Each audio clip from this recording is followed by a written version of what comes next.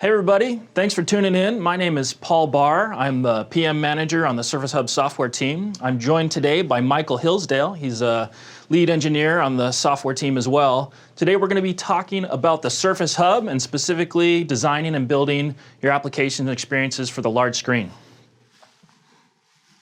Got the Surface Hub here. I'll give you a brief agenda. So basically, I'm going to give you a quick overview of what is the Hub. We'll do a whirlwind tour of the software surface. I'll give you an idea of what it's all about.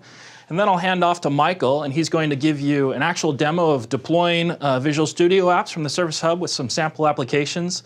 And we'll close by talking about some of the things you want to consider about tailoring your experiences for both collaboration and the large screen. What is the Surface Hub? Well, we have a tagline, unlock the power of the group. The key thing you know is that we're an enterprise all-in-one that's best in class as far as video and teleconferencing. Our focus is really on interactivity and collaboration, bringing people together with brainstorming and creativity. We're all about engaging and rich meetings for people that are in the room together, whether that's a huddle space or a conference room, for both the people that are in the room and the people that are remote. And finally, we're a platform for amazing large screen applications. And we're really designed for the modern workplace. We're trying to replace some of the dumb is a bad word, but dumb technology like the projectors and LCDs and replace them with things that can help you get more done. So this is the Surface Hub. We'll have this slide up a little bit, but I'll do a brief overview. What you can see is that basically it's an all-in-one. It has a ton of sensors. It's loaded with everything from BTLE, Wi-Fi Direct. It's got Surface Pro class compute built into it, and everything you need to basically take the device out of the box, put it on the wall, plug it into power and internet, and you're off and ready to have a great video and teleconferencing solution and brainstorming sessions. Things that you should know, we have two variants of the device, the 55-inch, which I have here. This is a 1080p HD panel. It both samples and refreshes at 120 hertz. The other version of this device is very similar from a software perspective, but it's 84 inches large. You'll see it down at build. And it is a 4K panel, so it's a real monster. So basically what I'm in here is I'm using it as a television. I'm in bypass mode, and I'm going to switch to the Surface Hub operating system to give you a live software demo. So first thing you'll notice is that the panel is actually dimmed, and this is where I get to point out a couple of the sensors. So as I walk up to the device, it's going to wake up and recognize that I'm here. That's because it has ambient light and motion sensors, so it can tell when it should go to sleep, when you want to interact with it. It's smart, and those are the type of sensors and capabilities that are going to be available to you as application developers. So the first thing you'll notice is that this doesn't look like your standard Windows 10 start screen. We actually have done a lot of work to make our welcome experience optimized for the 4 pillars of functionality that we think are really important to deliver on in the communal, collaborative conference room space. So let's talk a little bit about what those 4 things are. First, really great interactive meetings for both people in the room and remote, and that's powered by Skype for Business over here with Call and my calendar entry. Digital interactive whiteboarding powered by OneNote. Our Connect experience, which is all about bringing the content from your personal device, whether that's your phone, your tablet, or your laptop, up to the big screen, and then from the big screen out to anybody that's working with you remotely. The last thing you'll see is that we have our Start button down here, and that is really about unlocking the power of the Windows 10 application ecosystem. So we are based on the desktop SKU of Windows 10. We have made some changes to the shell and the application model and the security model to be best in public spaces, on the large screen, and for collaboration. So we'll go ahead and talk about what some of those are. So let's go ahead and get started. You can see here that I've invited the room, and by inviting the room, I've reserved the device. I've created a calendar entry and a Skype meeting that shows up here on the device's calendar for the day. And with just one click, I can get into my meeting. And so you see a couple of things have happened here. One, we've launched the stage and we've pre-populated it with the whiteboard application. This is where you'll run all of your applications on the Surface Hub. The next thing you'll notice is that Skype for Business experience is actually integrated all through the shell. So all of this Chrome is the integrated Skype for Business experience. I have my co-presenter over there, Michael. Wave to us. Hey, Michael. You'll see him in a minute. And now's a good time to talk about how some of the sensorals and peripherals that are built into the Surface Hub really deliver on a great experience both for me and for the remote persons who are communicating in the meeting. So you can see Michael here. If I had more than one person in the meeting, I would actually have stacked attendees here. Over here on the Skype controls, I can go through and see what's the full roster of people in the meeting. This is where I would go if I wanted to add someone to the call, either via a phone number or via their contact information in Skype. This is my message area if we were messaging in the meeting, and this is where I would see my content. So you see Michael's up there in the corner, and he's right next to one of our 1080p 105-degree field of view cameras, which gives him a good view of both me and my interaction with the board, as well as the rest of the room. Normally this would be a conference room. Today you get to see some of the sausage making of what it's like to record a video for Build. So you can see that, and the cool thing is that the camera is situated at such a point as I look at Michael's video, whether it's here or over here, which I'll show in a moment, he feels that eye gaze engagement, which really brings him in and makes him feel like he has a seat at the table. So other features that I'll call out really quickly: human audio optimized speakers in both of the two pillars. Up here we have a beamforming microarray with echo cancellation. Obviously we have the two styluses on either side that charge our stylus in their docks. So I'll go ahead and bring the Skype panel over here. One thing I'd like to point out, if I was to move to the other side of the display, I'll go ahead and do that now. This camera here notices that it's looking at the back of my head now, and so it's gone ahead and switched over and is now showing me the best view, again, of the room, of me and my interactions with the board to remote participants. So go ahead and hide Michael for a second, get a little more real estate for ourselves here.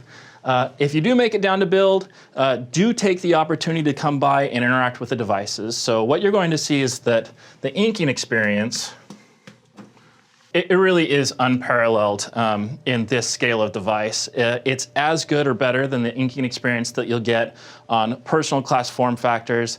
Samples and refreshes at 120 hertz, it really feels like the ink is just flowing from the tip of the pen.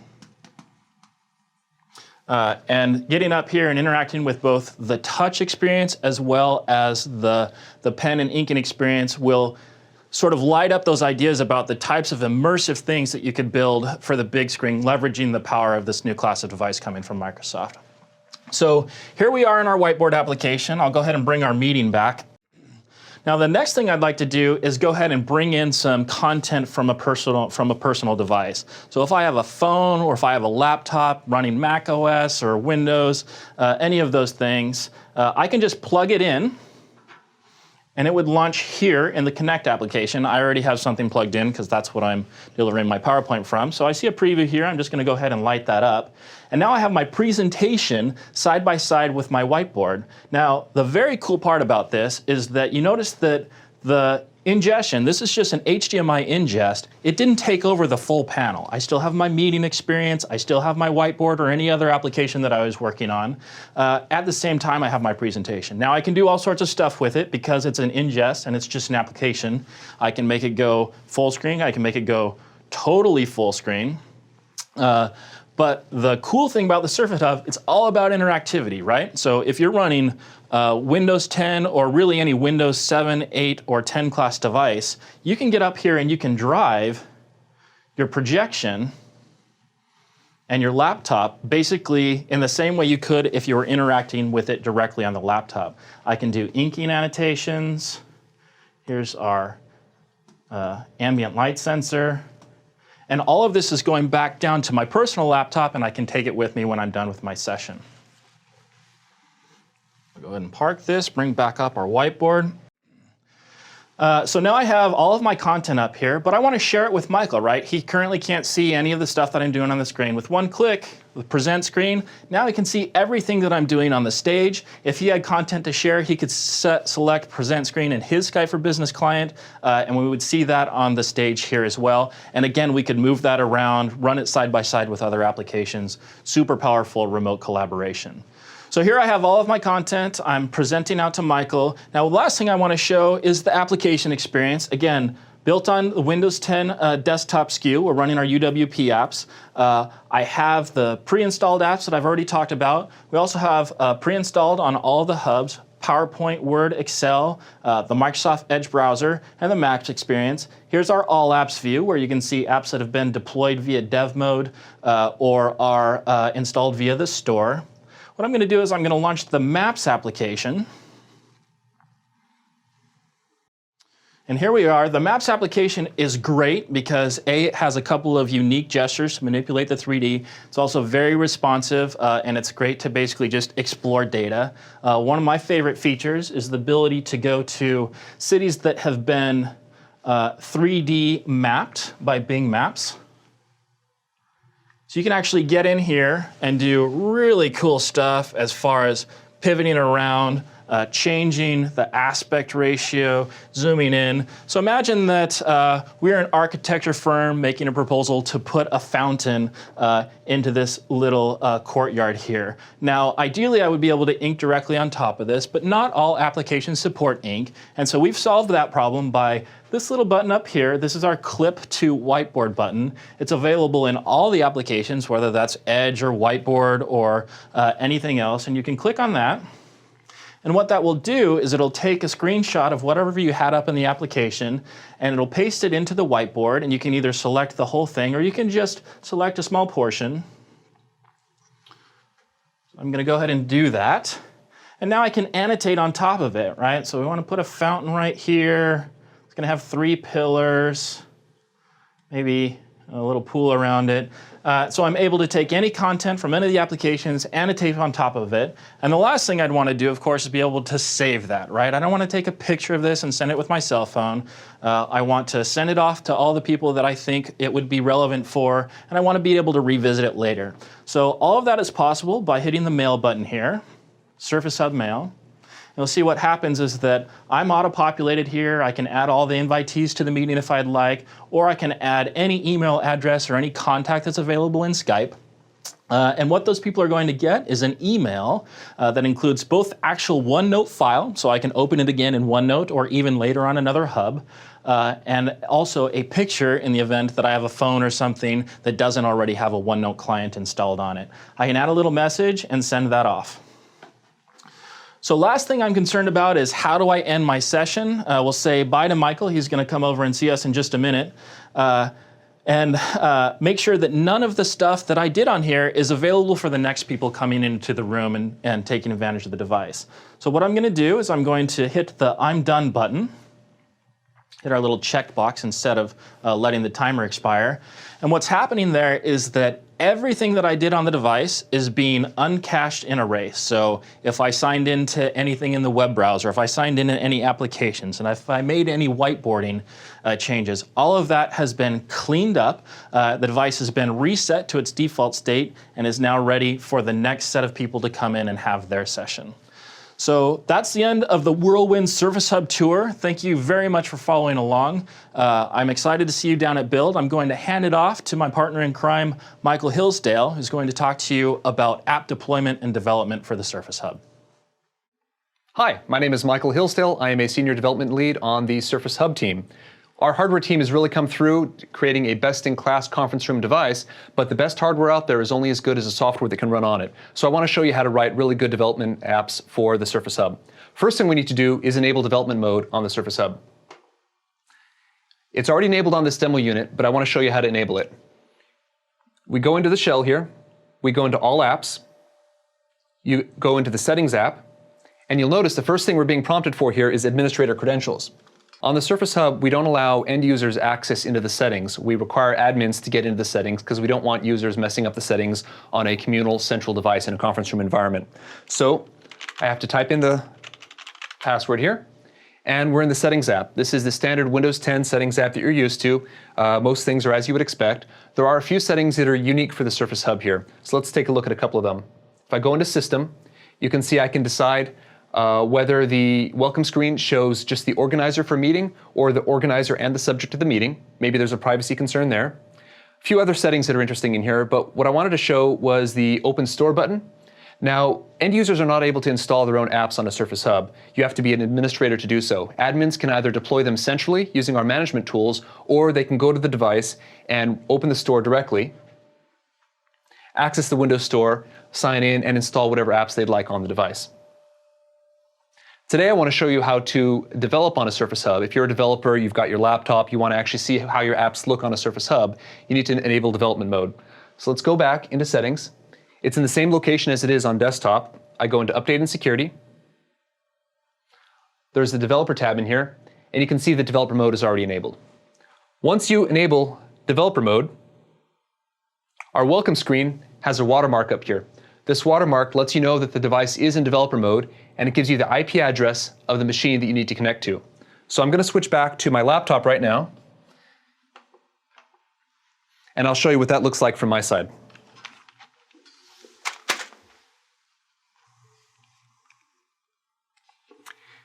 This is a universal Windows app that I'm going to deploy onto the Surface Hub. First thing I need to do is configure remote debugging. So you right-click on your project, go down to Properties. Under the Debugging tab, you specify the IP address of the machine that you're connecting to, and this is important. For the authentication type, you need to list Universal. Once you do that, you can click OK. Now your standard development and deployment tricks will work. So I'm going to go into the Debug menu. I don't actually want to debug the app today. I'm just going to start without debugging, so that will deploy it. So right now the app is deploying from my laptop to the Surface Hub. I'm going to switch back to the Surface Hub, and you can see there's the app. It launched automatically as soon as I deployed it from Visual Studio. Now this app is a fun one. We wrote this internally. We call it our Sensor View app. We wrote this app to let us test the various sensors on the Surface Hub. You can move your fingers around here, and you can see different touch points as you're interacting with the device, which is a lot of fun. You can do the same thing with our styluses as well. Now this app is all using public APIs through the Windows platform. As I move my finger around here, there's a text box that's up here, and I know it's going to be a little hard to read, but what this is doing is it's reading the properties from the pointer point class for each one of the touch points. Each one of the touch points gives you all this data on here, and with that data, you get things such as the XY coordinates, obviously, of where your touch is located. You get a rough estimation of the width and the height, and there's a rotation factor. You might use the rotation factor, let's say you had a small widget on the screen and you wanted to be able to put your finger on there and maybe rotate that around. Maybe you could use that property for that purpose. For stylus, we get similar data as well. You get the XY coordinates of the pen. There's a field here, we know whether you're using the eraser or not. As I switch to the eraser side of the pen, the dialog here says that the eraser is in use. What's also different is you get, what's different from touch is you also get pressure sensitivity. So as I press the pointer in and out here, there's a square box that changes, letting me know how strong I'm pushing against the screen. That's a float value that goes between 0 and 1, letting you know the pressure of the Surface Hub stylus here. One thing you'll also notice as I'm moving my finger around here, each one of these small squares in here is a sample point. Our touch sensor is 120 Hertz. It's a very high sample rate for touch sensors. And by moving my finger around here, even quickly, you can see how dense the sample points are. This lets us know the high resolution of the touch inputs you get on both touch and for stylus. So using the Surface Hub hardware, you really get a high fidelity, best-in-class touch experience. Now the stylus for Surface Hub has something else that's unique to it. And it's a unique serial number ID that's on here. Every Surface Hub stylus has a unique serial number on there. And for each pointer point that you get, the app can actually query to see what that serial number is, to query that serial number and see what its value is. Now, why would you want to do that? Well, let me show you an example of where we do that today. I'm going to go into our whiteboard app. Inside the whiteboard, obviously I can draw with the stylus. I can change the color of the ink as I'm drawing on here. I'm going to grab our second stylus. I'm going to draw with that as well. Now, it might be a little hard to see on the camera, but both styluses are using red ink right now. But using the second stylus, if I tap into the green inkwell, I'm drawing green ink, while this first one is drawing red. You'll notice that the UI shows both the green and the red colors are active right now, so I can be simultaneously using the styluses while having different ink colors on there. Our whiteboard app is using the unique stylus ID to tell which pen is which. Another way you can use this is, let's say that you're using an app and you've got maybe some logon UI up here where you've got a user icon. I could take a stylus, tap my icon, and then as I'm annotating on a whiteboard, I can do attribution to say, you know, it was this user that actually wrote this content on here.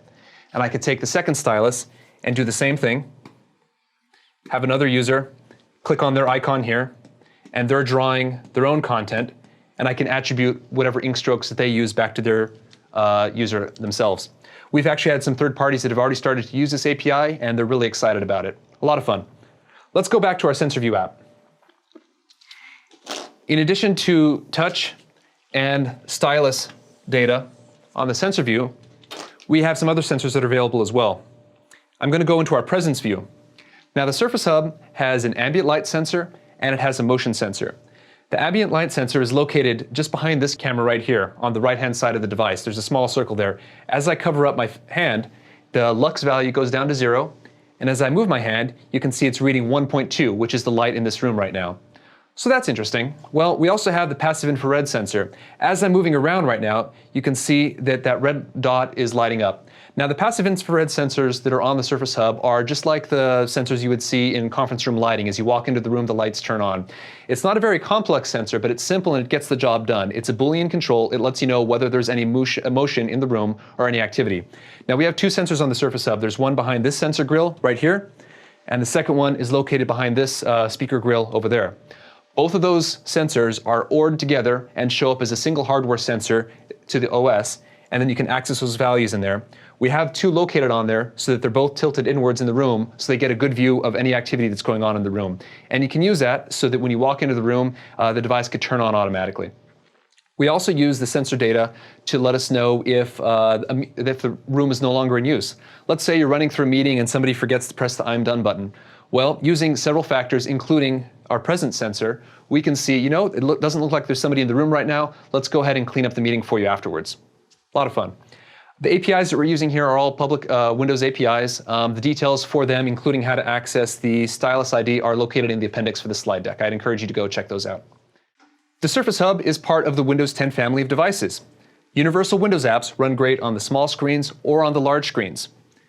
Apps should run just normally fine, but there's a few design considerations you want to keep in mind when you're working with the Surface Hub. Let's look into those. Keep in mind that the Surface Hub runs Universal Windows apps. They should run great, they'll look great, they will scale great on the device.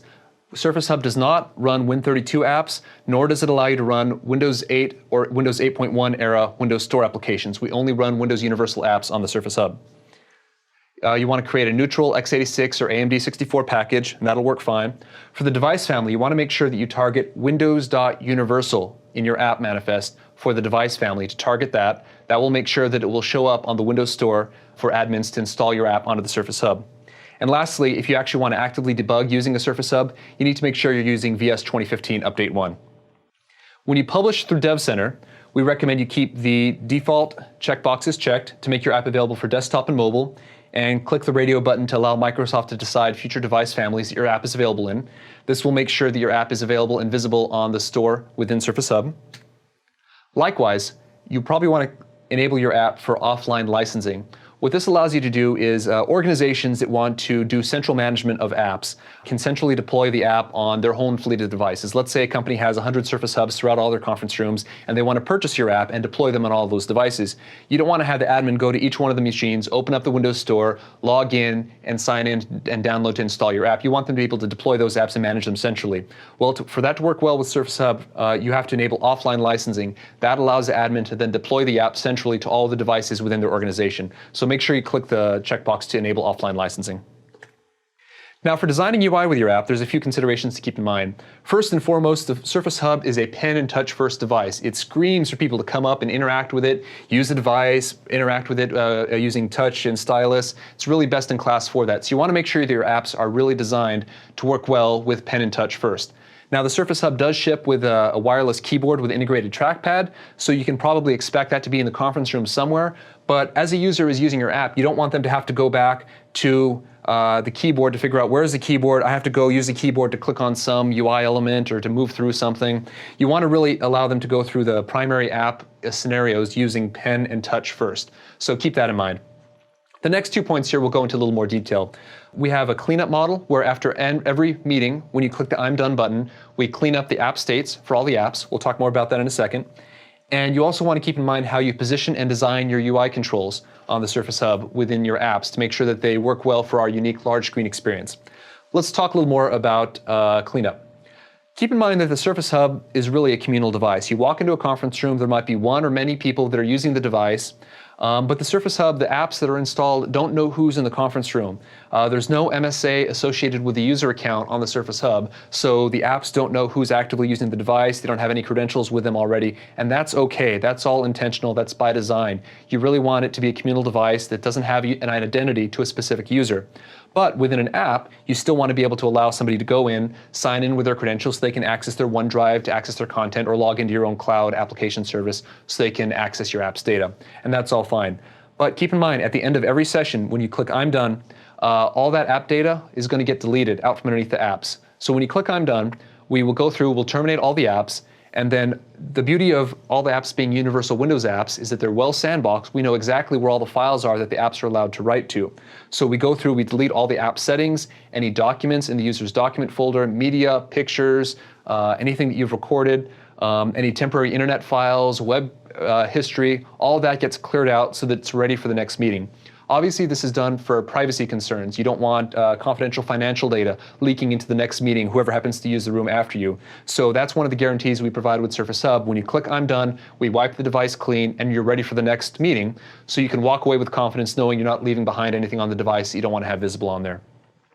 So, because all your data is going to be deleted out from underneath the apps, you need to make sure if there's any data you want to preserve that you prompt the user to save that to the cloud, or you save it to removable storage. We've got a USB port on the side here that's really convenient for plugging in a USB key to save data and files off to that. You also want to consider removing any first-run experiences on the app. Every time your app boots up and runs, it's going to look as if it's the first time that app is running on the device, because as far as the app is concerned, it is. It's not going to have any app data or settings that are on the device already. So if you have a first-run experience, that really will be an always-run experience. Every time you launch the app, it would launch up with that first-run experience. We've asked the Office team to remove their first-run experience when they're running on a Surface Hub device. You'll notice if we open up Word, PowerPoint, or Excel on a Surface Hub, you don't get the welcome screen saying, hey, let's show you about all these new features. Yes, I've done this 20 times in all the different conference rooms. I know all the features. I just want to dive in and access my files and start getting some work done. So it's important to keep that in mind and not include first-run experiences. There's two interaction zones on a Surface Hub when designing your app that you want to keep in mind. We refer to them as the lean-in and lean-back scenarios. A lean-in scenario is going to be more like you would use with a phone or a tablet or your desktop, where you're anywhere from a few inches to a foot or two with the device. You're interacting with the device, the UI is usually denser, fonts are smaller, you're typically using touch, pen, keyboard, or mouse to interact with the device, and it's really a hands-on experience there. With a lean back device, zone 2, this is more like an Xbox where you're maybe across the room sitting on a couch or the back of a room in a conference room, and you're looking at the device, more consuming information versus interacting with it directly. If you're at the back of the room, you want the UI elements to be larger, the fonts should be bigger so they're easier to read. You don't want as complex, as dense UI that's back there. You really want to design for whoever's sitting at the back of the room. The interaction model is not going to be more hands-on with touch and pen. It might be more voice-based, so you might use Cortana or you might use your own voice recognition commands in order to interact with the device. So keep that in mind. Surface Hub is unique in that it has to accommodate both of these zones. So as you're designing your scenarios in your app, keep in mind which users you're targeting, whether you're targeting the lean-in users or the lean-back users. So when designing controls for an app, you want to keep in mind the user's context and their posture. Are you targeting a lean-in or a lean-back user, a zone 1 or a zone 2? So you want to make sure that you scale your controls appropriately based on who it is you're targeting. Also, you want to make sure that the controls are reachable based on the user that you're targeting there. So keep in mind that any controls that are at the top of the screen might actually be difficult for people to reach. So it's good to keep controls lower or centrally located. I'm going to switch back over to our device here, and I'm going to open up the Whiteboard app as an example.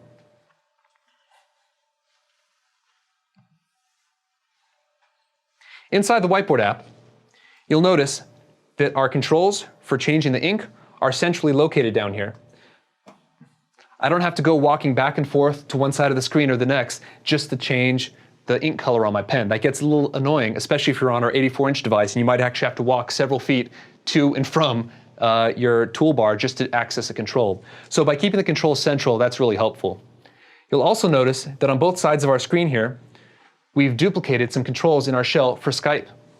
These controls are the same ones, and they're on both sides of the screen. So if I'm in a meeting presenting, I can tap the Skype panel in here, open that up, see who the roster is, see who's in the meeting, access my meeting content, regardless of which side of the screen I'm at.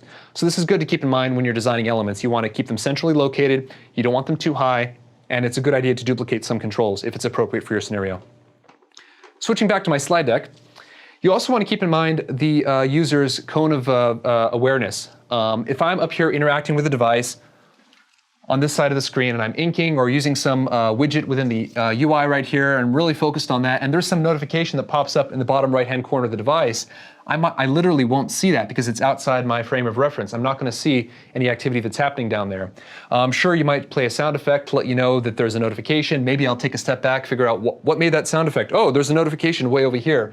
But even then, that's not really natural. So you want to keep that in mind to keep any notifications, UI controls centrally located or located where the user is actively using the device. So if I wanted to open up a context menu, for example, I'd really want that context menu to be near wherever it is I'm interacting with on the device.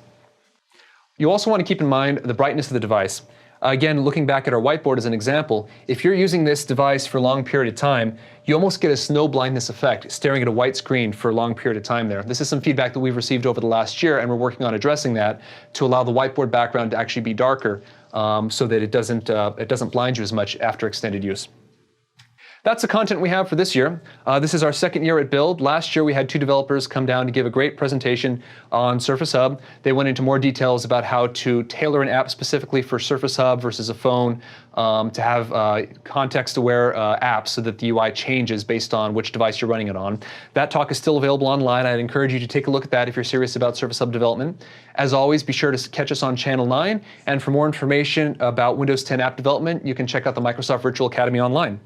Thank you very much for your interest in Surface Hub, and thanks for watching.